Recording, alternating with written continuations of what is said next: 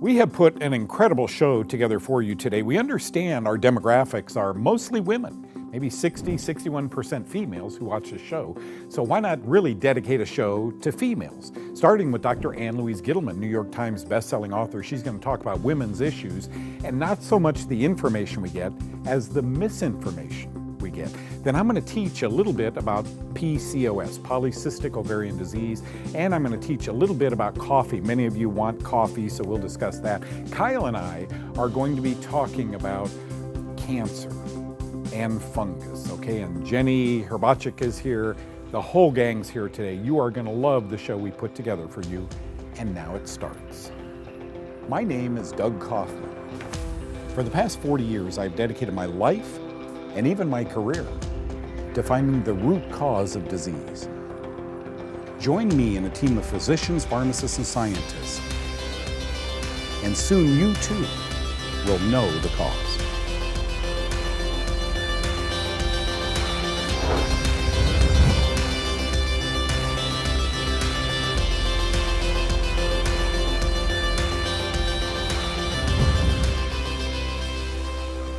There she is. Nutrition's First Lady, Dr. Ann-Louise Gittleman joins us today. Folks, we need to talk about foods in your diet. She has a new book. I don't know if you remember, she was on my show a few years ago. She had a book called The Fat Flush, runaway bestseller. She wouldn't return my calls at that time. That's how much I want. Come on. No, I'm kidding. I wanted her on the show just to introduce you to this whole fat flush philosophy. Now it's a new fat flush plan. New York Times bestseller was The Fat Flush. Same author, Dr. Ann-Louise Gittleman. Thank you, number one, for coming in. My pleasure. Number two, help us clear the air with simple foods that we go to a restaurant and eat: fruits, vegetables, meats, eggs, nuts. Where's your heart when you talk about fat, especially, maybe not fruits and vegetables? Where do fruits, for example, fit in your program? You know, I think fruits are healthy. However, if you're an individual that's taken a course of antibiotics, if you have some kind of autoimmune disorder that hasn't been resolved, or if you know you're loaded with fungus, if you're very bloated, if you're very bloaty, if you're constipated, if you have fungus on your toenails, I think you've got to be very careful about fruits. There seems to be this myth floating around that fruits are man's best friend. And I don't believe that's the case until you get rid of the yeast, which loves to consume the fruit, even the sugar that is in the fruit, which is fructose, because I believe any kind of sugar can cross-react with glucose and provide problems and will fuel yeast. So as far as I'm concerned, fruit is healthy in moderation. If you have a full-fledged yeast infection that so many people have, if it's a systemic infection, if you've got problems with stuffiness and problems in the sinuses, you got to starve yourself of sugar for at least 2 weeks, including no fruits, and then go back to the very low glycemic, low fructose fruits, and there on in only eat 15 grams of fructose per day. Yeah. So, I mean, we're talking berries. Yeah. You love berries. It's on one of your plans. Yep. Yep. I know that. I've read all your books. I love your books. Thank you. So we've got the berries. We've got apples, a green apple, grapefruit, Granny Smith yeah. apple, an apple, maybe a pink grapefruit, half a pink grapefruit, maybe an orange, maybe a small peach. That seems to be fine. But if there's a serious yeast and fungal infection, which we know is the precursor of so many autoimmune diseases and perhaps cancer, as you so eloquently have written about and lecture, then you got to cut it out for the time being. Even peaches and oranges, I don't. I'm kind of a grapefruit, green apples, berries for the first few weeks or a month, especially when you have a serious disorder. And that's all the fruits I allow. Now, vegetables, you're very bullish on vegetables. All of your books talk about the health benefits. Oh, we're big broccoli. on veggies. Yeah. I mean, veggies are where it's at. And I like a lot of raw jicama because people need something sweet. And I'll tell you something, it is the biggest fat flush tip I can give anybody that's listening to us today. Good. Very crunchy, very sweet. I use it as a dipper. So I'll make an avocado dip, a lovely little guacamole. We've got great recipes in there, some guacamole recipes that are to die for, and a little dipper that where we use jicama and maybe a pea pod. Love it, and it's very satisfying. I cut up jicama, I put it in a salad, and you think it's a green apple. Yeah. Are you worried about meats today with the hormones and antibiotics and so forth? So I am, so it has to be organic or grass-fed. Grass-fed, grass-finished, I like that. Eggs, nuts, seeds? Eggs for most people are healthful. For some, it's a major allergen. And if you read my book, you'll see it is the #1 allergic producing food for people that have gallbladder pain. It is the #1 producer of gallstones. Hint, hint, it's in the book. My son, Evan, who is 34, wow, is he that old? I see he and his wife get up in the morning when they stay with us out here in Texas.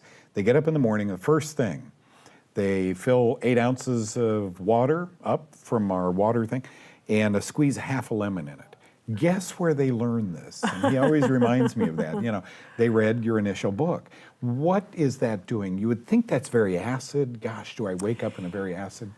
Well, it turns to alkaline in the system is what the issue is, and it's very cleansing. It cleanses the palate, it tonifies the liver, the kidneys, and it starts off peristaltic action. So it's the best way to cleanse your system after a night of fasting, so to speak. Yeah. Love that, and I love my dandelion root tea. Dandelion root tea is so good for the liver. Think glutathione.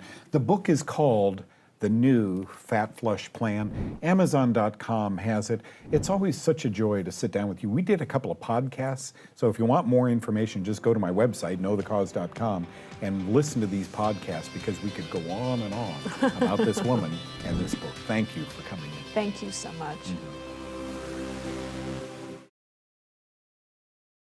You know, more and more, folks, we're seeing something in women called polycystic ovarian syndrome or disease.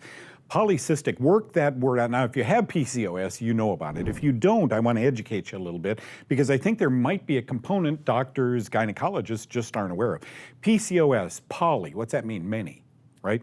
Polycystic, many cysts on the ovary. Oh, okay, that's what polycystic ovarian syndrome, not disease, it's a syndrome. And it's always associated with other things going on in a woman's life, hormonal aberrations, et cetera. Maybe we've hit on something here because of a book that was published a while ago, but I wanna, for those of you who don't understand PCOS, it's a big deal for women who have it.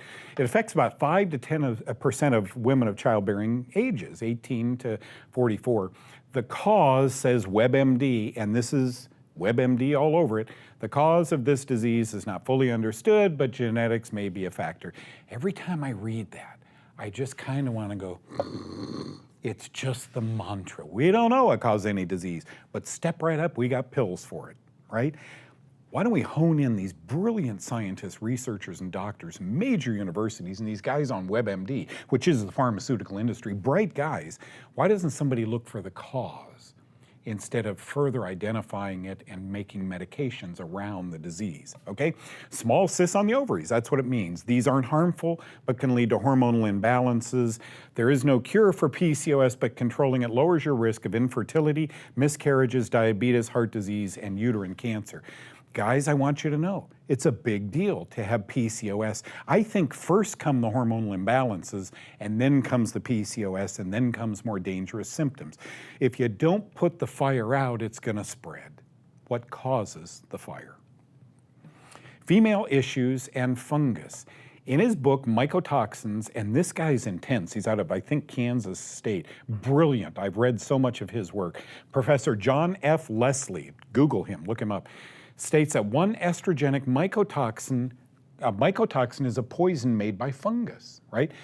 Is called zearalenone, might be the culprit when it comes to fully understanding PCOS. In animals, this zearalenone induces hyperestrogenic syndrome, vulvovaginitis, and large uteri and large nipples and ovarian cysts.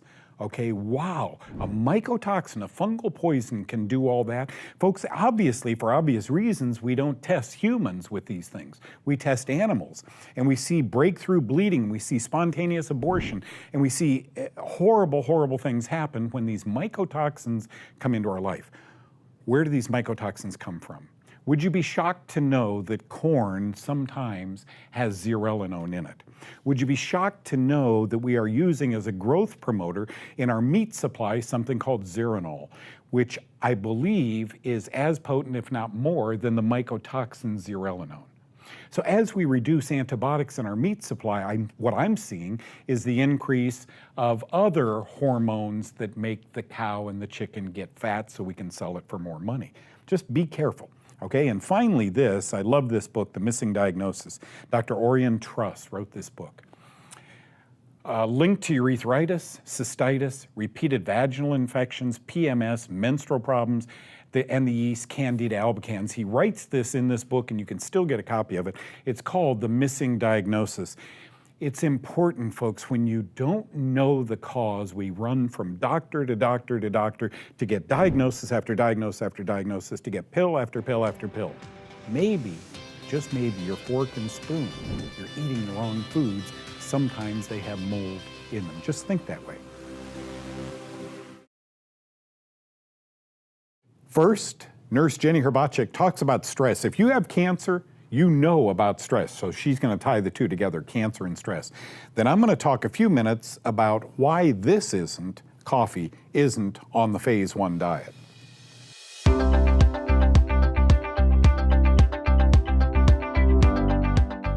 Hi, I'm Jenny Herbacek with the Cancer Connection. Did you realize that when you're stressed, your body ramps up its production of stress hormones like cortisol, adrenaline, and norepinephrine? And chronic stress is a recipe for sickness because it leads to systemic inflammation that suppresses the immune system. Studies suggest that physiological stress can affect a tumor's ability to grow and spread. So it pays to deal with your stress. Find a relaxation therapy that works best for you and knock out stress as a contributing factor to cancer. For Know the Cause, I'm Jenny Herbacek.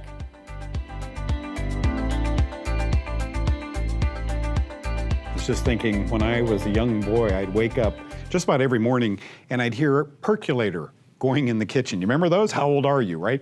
The percolator, where it'd be mixing up the coffee and the bean and so forth, the water in the bean. Mom and Dad, Dad would get up 5 or 6 o'clock in the morning and get that thing going. And he and Mom would sit down and enjoy several cups of coffee. And then along about 9 o'clock, we heard it again, the percolator going again. So that's the way they used to make coffee in the old days. Now we have these machines. But you're looking at a guy who ended up in Vietnam in the medical corps in 1970 and 71 and never had a cup of coffee. Isn't that interesting? The smell, I remember being good, but I just didn't like, look, I had ADD, I probably still do. The tasting of a cup of coffee, and man, I was gone, boom, 90 miles an hour. But I wrote a book. The book was written a dozen years ago. It was called The Germ That Causes Cancer. It's a book about fungus and its ability to mimic or to cause cancer. Now, I've since written a big research paper, and we're working on another one. I think many times cancer is misdiagnosed, and it's a fungus that starts it. And antifungal drugs and a changed diet, I think, would help most cancer patients. I've been beating that drum for probably 30 years. But let's get back to the cup of Java, the cup of Joe. When I began writing that book, my friend, a physician, came over to the house and we said, we got to work all weekend. And he said, Doug, you're going to need some of this. And it was an iced 4-in-a-pack coffee. And I said, oh, what is it? Coffee? I don't do that. And he said, by tonight at 10 o'clock, you're going to need this. Sure enough, I opened the top and it didn't look like coffee. It was white. It was called vanilla something. And I drank it, and I'm telling you, at 1 o'clock in the morning, boom, boom, boom, boom, boom, boom. I was reviewing these research papers. I was writing that book. By Sunday morning, we had completed it, and we were thrilled. So I took a new look at Joe. Joe and I became friends. The phase 1 diet that I ask people to get on doesn't have coffee on it. What we try and do on the phase 1 diet is break addictions, dairy, alcohol, coffee, etc. Sometimes giving your body a break from any of these things really does good things to your health. And then you can get a baseline of which to really begin studying what coffee does. Because I waited till I was 50 years old to have my first real cup of coffee. I know now that I'll have a cup a day on our phase 2 diet. This is okay, because this is a legume, a bean. Coffee is a bean. And science has been saying, well, cup of Joe doesn't hurt anybody. As a matter of fact, 2 cups a day might be better for your heart, the ticker, the blood supply, and so forth. I'm reading that with great interest. I just asked people on my phase 1 diet not to have any. Then when we graduate to our phase 2, you can have it. Along comes a guy I know very well and I really like, and he has a coffee that he has tested quantifiably for Mycotoxins. Fungus make poisons, even inside the human body, even in coffee beans. These are called mycotoxins. Myco means fungus, toxin is poison. So he tests his coffee bean for mycotoxin exposure, and if they aren't there, he goes ahead and puts it in bags. And as the article points out, it's expensive. You know what? I don't have a problem paying a little more if I'm not getting into these mycotoxins. In Spain, they did studies on 100 coffee and found mycotoxins, fungal metabolites, fungal poisons, in 100% of the samples. Some so minor it doesn't make any difference. Look, we'd all be dead if drinking coffee killed you with these mycotoxins in 1 cup. But it goes on to say that the reason this man is doing so well with his company is because he doesn't recommend putting sugar in it. Instead, something called CLA, conjugated linoleic acid, right? Butter, meat. Don't put meat in your coffee. He says put a big slab of butter in there. And then something called medium chain triglycerides. Now, CLAs are hugely antifungal. So if there's arguably fungus in your cup of coffee, the CLA in the butter is going to help remediate that. Medium chain triglycerides, or MCT, is an oil derived from what? Coconut. And there's lauric acid and caprylic acid in coconut oil that makes it hugely antifungal. So what this man has done is really brilliant if you think about it. He's saying, okay, all coffees probably have little amounts of mycotoxins. I don't think mine does, but just in case, instead of milk, use a pat of real butter, not margarine, real butter. And use a little bit of MCT, right? This oil, medium chain triglyceride. And this oil makes all the difference in the world. It tastes delicious. So move your Joe around, try different approaches to it, and try and remember it often has these fungal metabolites in it, but yours doesn't have to because now you know. I owe an apology, I think, to many in the medical community because for years and years, 17 alone, Kyle, I've been doing this show and I've been rubbing pretty hard on doctors, technologies, diagnoses, tests, pills, etc. And then I get continuing medical education to speak to a group of doctors on the fungus role in cancer. My knees are shaking, Kyle. I'm in San Diego, my knees are knocking. And I gave this, what I think is a great talk, all the science. Folks, all I am is a puzzle maker. I've just put the pieces of the puzzle together. Well, cancer is a DNA disease. What wrecks your DNA, right? Cancer needs sugar to thrive. So does fungus. So I put all the pieces of the puzzle together. Well, Kyle, after I get done in San Diego, there's a Japanese doctor, 2 doctors, I think it was he and his wife, came up to talk to me. And I thought this line of doctors were going to chop my head off. I'm Doug Kaufman. I make some of them mad. In fact, the kindest, most wonderful people. The first question was, I have many women who I have treated. He was a gyno-oncologist. I didn't even know such a specialty existed, but gynecology oncologist, all he sees is cancer, reproductive cancer. He said, I have many women who I have followed for over 20 years, giving them diflucan for chronic vaginal yeast infections. Now that group of women have uterine cancers or ovarian cancers. And he said, doctor, he called me doctor. I told him I play one on TV. But he said, do you think that yeast is either being misdiagnosed as cancer or can that yeast turn into cancer? Wow, wow. And I do one of these. If you give a man a fish, he eats for a day. If you teach a doctor who sees a lot of cancer this stuff, they become different. And then there was a doctor out here who's a pulmonologist. Yeah. And I introduced him to this laboratory owner who does fungus tests all day long. He's a pathologist.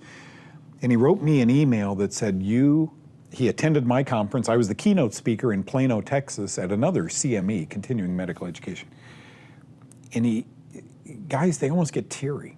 And he wrote me an email that said, I can't believe we have met. Thank God we met. You have totally changed my practice. So I get a call from his office manager day before yesterday.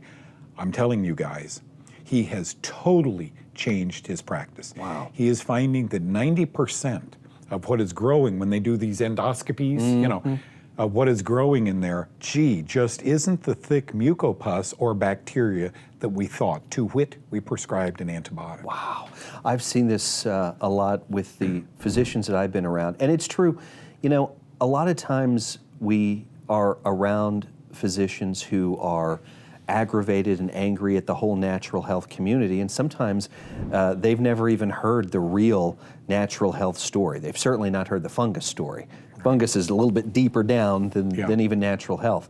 But they don't hear it. They only hear what the pharmaceutical reps tell them. They have enough time to read the journals, which are oftentimes bought and paid for by the pharmaceutical industry. And this is me not beating up the pharmaceutical industry. It's me saying that they don't ever get the other side. Whatever political persuasion you're on, if you only hear one political side and you never hear the one that you might agree with, it's going to be a problem. When they finally do see this, I agree with you. I was at the first CME that you did in Plano. It was extraordinary. A couple of 300 doctors, they're all having dinner while you do the keynote address. They all stop clinging their silverware and their dishes, and they're listening. And you finish at about 6, 7 o'clock and don't leave the hotel until 11 or midnight because so many people, so many of these doctors have questions. How do I do it? Tell me the whole thing. Where do I learn this? Some of them had sons and daughters with cancer. Oh, I didn't know that. And they were turning to little old me. Wow. How do we prescribe these things? Here's an important note here. Antifungals are going to be a tiny part of this equation. It's antimycotoxins that we need in pharmacies. We have none, as best I know. Where do you get them? You wrote me a list the other day. Yeah. Alpha lipoic acid. NAC, N-acetylcysteine, milk thistle, chlorophyll, activated charcoal. These are antimycotics from the health food store. Mycotoxins. It's not just antifungal, although antifungal medicines will help cancer and diabetic patients, I believe. But it's antimycotoxins that you really need to look for, and there isn't a pharmacy that has those. But there are little stores called health food stores that do. Thanks, Carl. Thank you.